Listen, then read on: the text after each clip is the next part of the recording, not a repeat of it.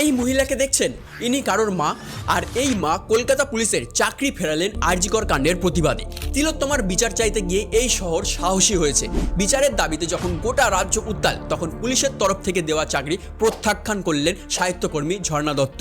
ঝর্ণা দত্তের স্বামী সৌরভ দত্ত কলকাতা পুলিশের ইস্ট ট্রাফিক সার্জন ছিলেন। রহস্যজনকভাবে 2023-এ উত্তর কলকাতায় মৃত্যু হয় তার। সৌরভের মৃত্যুর পর কলকাতা পুলিশে ঝর্ণাকে চাকরির আশ্বাস দেওয়া হয়। তিনি আগেই চাকরি প্রত্যাখ্যান করে মেয়ের জন্য সংরক্ষিত রাখার অনুরোধ করেছিলেন। ভেবেছিলেন মেয়ে সাবালক হয়ে বাবার চাকরি করবে, কিন্তু সাহস বড় সংক্রামক, তাই চলতি আবহে সেই সিদ্ধান্ত থেকে সরে এসেছেন তিনি।